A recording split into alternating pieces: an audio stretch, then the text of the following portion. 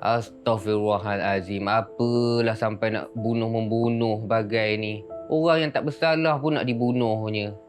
Saya pun tak faham lah pakcik. Apa benda ni ISIS ni? Itulah. Agak-agak lah kan. Siapa jadi sampai macam ni? Saya rasa diorang ni nak tawan negara tu kot. Ataupun diorang ada diorang punya pegangan diorang sendiri. Diorang rasa diorang ni hebat lah. So saya lawan lah diorang tu. Saya rasa macam tu. Betul ke pakcik? Itulah lebih kurang lah. Pandai juga Am ni lah. Sikit-sikit lah. Bila duduk dengan pakcik ni adalah pandai tu sikit lah. Sudah ada ingat Am tak ambil tahu sangat benda-benda macam ni. Tapi inilah malangnya. Ramai orang muda macam Am lah ni. Tak apa kisah pun apa berlaku. Lantak pi lah siapa nak mati ke, nak kena bunuh ke apa kan. Tapi sebenarnya ni bahaya. Pemikiran macam mereka ni sangat-sangat bahaya. Kenapa pakcik? Kenapa dia bahaya kan Am? Sebab dia bila dia rasa orang lain sesat, orang lain salah, terus kafir. Kafir lah, orang utara kata kafir. Am tahu tak, kalau kita ni mudah-mudah pergi kata kat orang kafir, apa jadi? Kalau mak, saya pun kalau kita panggil kafir, kita marah lah juga kan. Tapi apa akibat dia kalau kita boleh pergi kata hang kafir ataupun dia tu kafir? Dosa lah tu. Dosa kan. Bukanlah cerita pasal dosa sangat ni. Tapi akibat dia, kalau kita kata orang tu kafir, maknanya macam kita seolah-olah kita declare ataupun kita ijtihad dia ni telah murtad dan dia boleh dibunuh. Sebab dia kira mengkhianati kan. Pengkhianat dan sebagainya. Dia layak dibunuh. Halal darah dia. Harta dia boleh dirampas. Kan? Anak bini dia boleh ditawan. Berat. Sampai macam tu sekali pakcik? Itulah. Ya Allah. Itu yang menjadi bahaya. Pemikiran macam ni boleh membuatkan bunuh-membunuh. Yang macam ni lah Am duk tengok ni. Tapi pakcik nak tanya pakcik. Kalau zaman-zaman Nabi dulu ada ke jenis-jenis macam ni? Rasanya zaman sekarang ni je kot pakcik Ni Nabi SAW ada hadis panjang lah. Satu hadis tu Nabi sebut. Nabi kata akan datang satu zaman nanti. Datang dah lah. Masya Allah, betul tak Nabi tu memang Nabi? Allah. Dia boleh sebut satu benda boleh berlaku. Dan sekarang berlaku pun. Kan? Bahkan bukan sekarang. Tak berapa lama lepas tu pun dah berlaku dah. Tak berapa lama lepas Nabi meninggal kan. Nabi kata kalau nak tengok mereka ni punya semayang dengan mereka ni punya amal ibadat, kalah kamu. Hebat lagi ibadat mereka. Tapi mereka ni baca Quran tak lepas daripada tekak. Maksudnya baca Quran takat lidah je lah. Baca je lah kan. Tak masuk ke hati. Tak turun ke hati, tak naik ke fikiran kan. Faham. Dia baca je lah. Maksudnya dia tak faham lah apa yang dia baca. Dia tak faham Islam. Kita duk kata selalu kena kembali kepada Quran. Kan? Kena kembali kepada ajaran Nabi. Jadi ini perangai ni punca dia sebab tak faham agama. Dan bila dia tak faham agama, dia akan mudah nak jadi merapu. Jadi masa tak berapa lama lepas zaman Nabi tu adalah contoh paling dekat zaman Sayyidina Ali lah. Kenapa tu pakcik? Sayyidina Ali ni mati kena bunuh. Oh ya. Am tahu tak siapa yang bunuh dia? Yang bunuh dia Ibnu Muljam tu. Dia orang Islam. Tapi bagi dia Sayyidina Ali ni kafir. Jadi dia layak dibunuh. Allah. Bayang. Itulah yang macam sekarang ni. Macam sekarang. Cuba kalau ada sekarang kita pergi kafe habis ke pemimpin-pemimpin mana negara apa kan? Negara Islam lah. Takkan jadi apa? Jadi huru-hara. Habis semua orang pakat pergi bunuh habis ketua-ketua negara ni. Padahal Islam dengan Islam tu pakcik. Padahal Islam dengan Islam. Allahu Akbar. Macam tu sekali. Tapi pakcik kalau jenis-jenis macam ni kan, kalau nak mengatakan pasal kafir itulah. Perbuatan yang diorang buat tu, perbuatan tu kira kafir lah macam tu ke? Maksudnya Am nak tanya apa ni? Am nak kata adakah mudahkah kita nak pergi kata dia kafir kalau dia buat satu-satu benda? Ya pakcik. Pakcik betul lah. Pakcik betul boleh dapat baca saya punya fikiran ni. Dahsyat pakcik. Amboi. Macam ni. Dia ada benda yang memang buat tu secara zahir kita pun tak boleh tak nak justifikasi dah. Dia masuk ke dalam satu, orang panggil apa, tempat ibadat lah. Tempat ibadat yang ada berhala apa kan, tokong, patung apa. Dia pergi sembah berhala tu, dia pergi sembah patung tu, dia pergi sujud patung tu.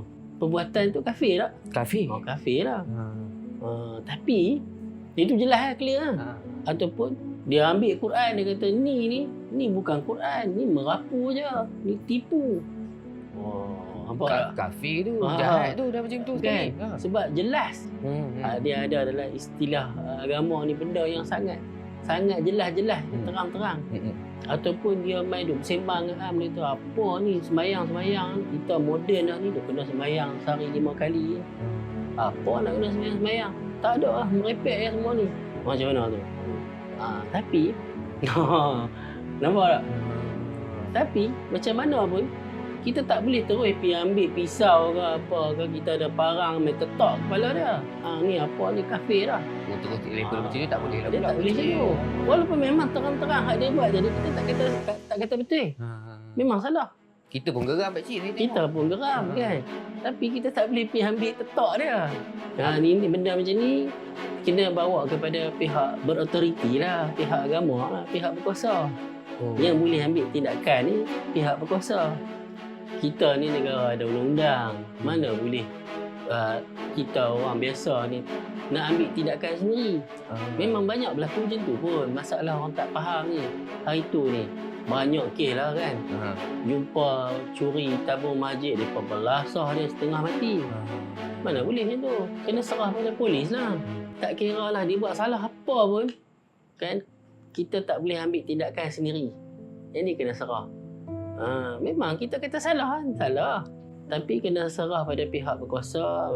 Macam kita undang-undang kita, mungkin pihak berkuasa agama akan panggil, berunding dengan dia, tanya kok dia ada salah faham ke kan. Kalau memang dia salah, dia mengaku salah, dia minta bertaubat. Kalau dia berkeras juga, ni pernah buat kaunseling lah. Adalah tindakan dia, adalah dia punya apa, step-step dia, langkah dia. Tak boleh pergi ambil langsung pergi pancung lah. Kita buat kita punya undang-undang sendiri. Itu kena faham. Walaupun kita geram macam mana pun, kita kena bagi dekat pihak yang boleh uruskan mereka lah sebab kadang-kadang bila saya tengok ni pun kita geram lah juga. Kalau orang dah menghina agama kita, diorang buat itu, buat ini semua. Tapi bila pakcik cerita macam tu, okeylah, boleh lepas ni kalau apa-apa jadi, saya pun kena bagi tahu kawan-kawan saya jangan sampai menghukum diorang lah kan. Tapi nak tanyalah pakcik, kalau sampai tahap kiranya kafir ni kan, adakah bila kita buat satu perkara tu, benda-benda yang kafir ni dilabel kafir? Tadi kan hak yang kaunseling tu, tujuan dia apa? Tujuan dia nak tengok apa yang dia buat, apa yang dia cakap tu, adakah pertama kerana kejahilan. Kalau kerana kejahilan, itu tak dihukum di atas kejahilan manusia. Tak dihukum di atas kejahilan. Apa petunjuk yang Nabi pernah cerita pada kita dalam hadis, Nabi kata ada satu hamba Allah ni, dia sebelum dia mati, menarik cerita ni, pernah dengar tak? Nak dengar. Dia sebelum dia mati, dia panggil anak dia. Dia kata kalau bapak mati nanti, bakar mayat bapak, kan debu mayat tu pergi tabur dekat waktu hari yang berangin, dekat darat sikit, dekat lautan sikit, lebih kurang macam itulah. Kenapa? Matan hadis. Kenapa kan? Jadi hadis tu dia cut short. Bila hari kiamat, Allah tanya dekat hamba Allah tadi ni lah, yang suruh bila dia mati, dia suruh anak dia bakar mayat dia, tabur debu semua tu, debu mayat dia tu. Apa dia kata? Aku takut kepada siksaanmu wahai Allah, sebab dia banyak dosa. Dia kira kalau dia mati kan, dia dah jadi debu dah kena bakar. Lepas tu kena tiup angin berselerak habis dah. Tuhan tak mampu nak hidupkan dia balik. Jadi dia kata kalau hidup balik nanti dia kena seksa. Jadi dia takut seksaan Allah. Salah lah tu kan. Salah dia kat mana? Dia jahil bahawa macam mana pun Allah boleh hidupkan balik. Yang tu dia jahil. Kan? Tapi apa Allah kata itulah dengan rahmat Allah. Allah kata aku ampun dengan kamu, masuklah ke syurga. Sebab perbuatan dia tu salah. Tapi niat dia tu ataupun hati dia tu, dia tahu bahawa benda yang dia buat ni salah dan Allah murka dan dia takut ke Allah. Yang tu penting. Kita yang risau ni kita buat salah, kita tak takut ke Allah. Buat je. Yang tu yang masalah dia, Am. Ada satu lagi. Tadi sebab jahil. Sebab tersilap. Tersilap pula. Pun ada juga, ada hadis. Ni yang semua yang pakcik share dengan Am ni semua hadis sahih lah. Kan? Kita pun baru duk sembang sebelum ni. Jangan duk cakap benda-benda palsu apa semua kan. Seronok ni pakcik dengar ni. Dia ni musafir dengan tunggangan dia, dengan bekalan dia, apa semua, minum, makan dia di atas tunggangan dia. Padang pasir, gurun, kan, berehat, kan, dia baring. Lepas tu, tunggangan dia tu hilang. Mungkin lari ke mana ke hilang. Allah, bayang kat padang pasir dengan kenderaan tak ada, dengan makan minum tak ada. Alamak, macam mana tu? Kan. Dalam keadaan tu, tiba-tiba dia nampak tunggangan dia tu datang balik kat dia. Tunggangan dia datang balik kat dia? Datang balik kat dia. Dia punya seronok kan. Dia punya seronok ni sampai dia kata, Ya Allah, akulah Tuhan, engkaulah hamba. Dia tersilap, dia tersyasyul. Terbalik lah ayat dia tu. Okay. Kalau ikut, dia mengaku dia Tuhan. Jadi memang buat apa ni, bahayalah kan.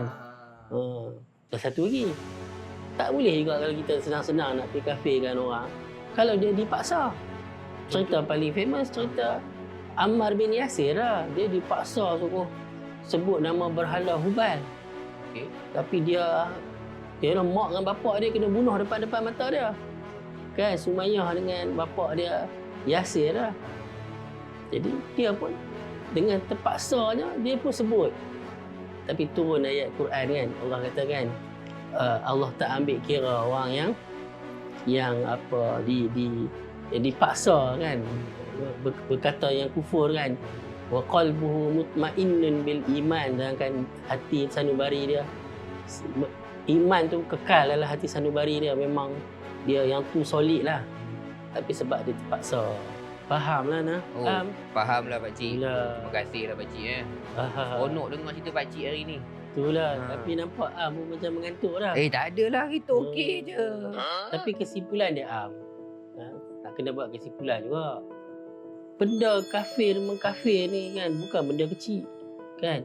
Senang-senang tengok orang buat salah je, kita tak sefahaman dengan kita je, kafir. Lena dah. Tadi kita tak mengantuk. Am? Am? Jadi macam mana nak dikatakan benda tu tak jadi ekstrim, tak jadi melampau? Kadang mungkin ada orang dia terlalu fokus benda yang bukanlah kita nak kata benda tu tak penting, tapi dia terlalu cabang sangat. Sedangkan ada lebih benda asas.